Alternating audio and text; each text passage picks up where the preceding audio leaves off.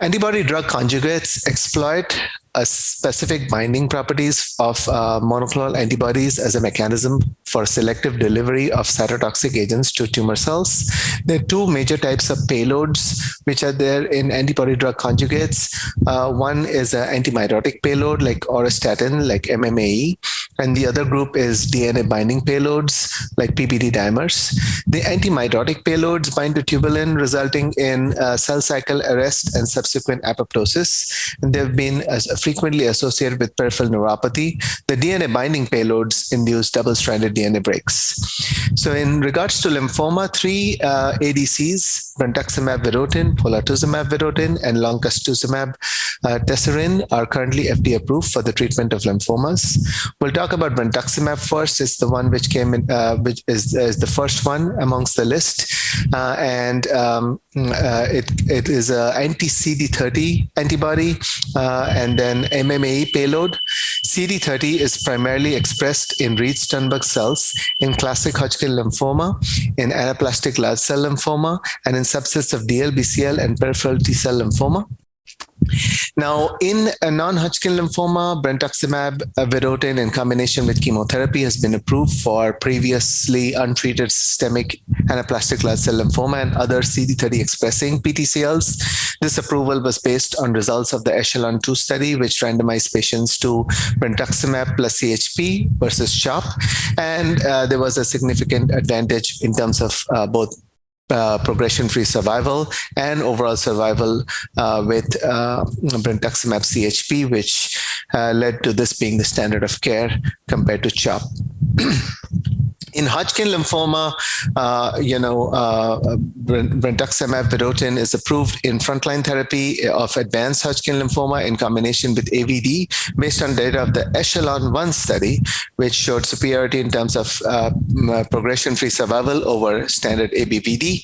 And a recent update at ASH showed that the progression-free survival advantage is maintained at a 5-year follow-up.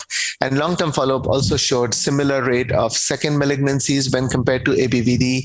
And then in terms of fertility preservation, BV-AVD appeared to be similar to ABVD. BV is also approved in relapse refractory Hodgkin lymphoma setting as consolidation after autologous stem cell transplant. And then BV is also approved as a single agent for relapse refractory systemic anaplastic large cell lymphoma, primary cutaneous anaplastic large cell lymphoma, and CD30 expressing mycosis fungoides who have received prior systemic therapy. So in terms of future directions with brentuximab vedotin, it's been there now for almost a decade, this drug. And, there's a large randomized trial of BV-AVD versus Nivo-AVD conducted for newly diagnosed advanced stage frontline Hodgkin lymphoma through SWOG and the other cooperative groups. And it'll be very interesting to see the results of the study. This study has been accruing really good as expected, the results will really help us to identify the frontline treatment regimens for advanced Hodgkin lymphoma. In addition, I think there are some exciting combinations, such as the combination of brentuximab with nivolumab, which is also very promising. We need longer follow-up, but so far the data shows really great complete response rates in the salvage setting. So, those are the things to look for. And there's several other combinations with brentuximab, which are really interesting. The second antibody drug conjugate I'll talk about is polatuzumab vedotin. This is an ADC consisting of an anti-CD79B antibody conjugated to MMAE. And CD79B expression is limited to mature B cells and is a component of the BCR complex that drives receptor signaling. Polatuzumab vedotin has been approved for the treatment of relapsed refractory diffuse large cell lymphoma in combination with bendamustine and rituximab after greater than 2 prior therapies. And the approval is based on randomized trial trial in relapsed refractory DLBCL, where patients were randomized to either Pola-V in combination with bendamustine Rituxan or BR alone for 6 cycles. And those who received polatuzumab with BR had a significant higher CR rate, longer median progression-free survival, and overall survival compared to BR.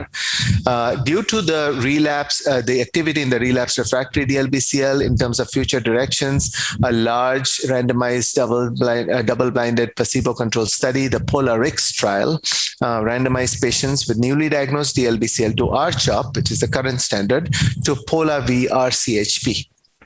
So this study has now completed accrual and the results are pending. Pola-V is also being tested in combination with CD20, CD3 bispecific antibodies such as mosunetuzumab, and this was just presented at ASCO and EHA, showing really, very high CR rate as well as, some durable responses in a relatively refractory population of BNHL, primarily with aggressive B-cell lymphomas. Pola-V has also been combined with lenalidomide, and that was also presented, recently at ASCO in combination with Rituxan. So Rituxan, Pola, and lenalidomide. The CR rate on the study was 29%, and CRs appeared to be durable, although follow-up is short.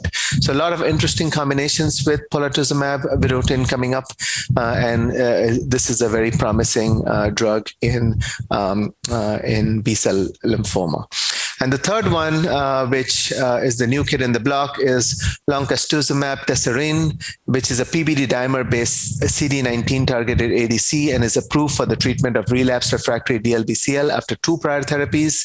And loncastuximab, which I'll call as Lonca, was evaluated in patients with relapsed refractory B non-Hodgkin lymphoma in the LOTUS-2 study with a overall response rate of 48% and a CR rate of 24%.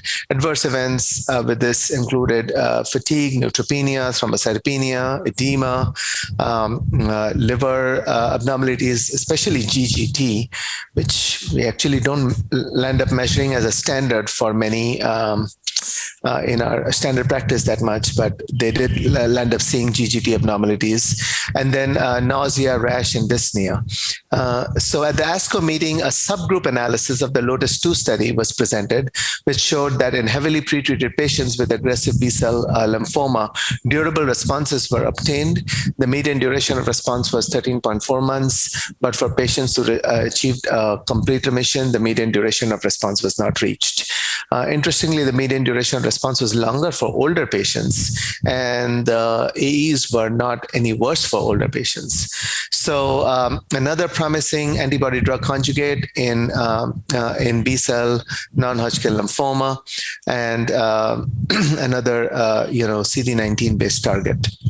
So in terms of future for this drug, there's a phase 3 randomized study called the LOTUS-5 study of Lonca plus Rituxan versus standard immunochemotherapy with Rituxan GemOx in relapsed refractory DLBCL. So this one, would be a good study to follow.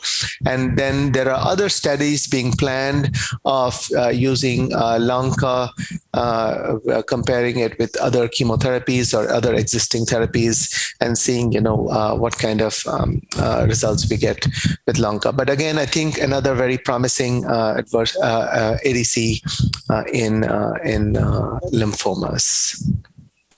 So I guess to summarize, I would say by harnessing antibody antigen interactions to deliver cytotoxics preferentially to tumor cells, ADCs can maximize efficacy and minimize toxicity. Advancements in linker technology and conjugation strategies could lead to development of more potent ADCs with lower toxicity.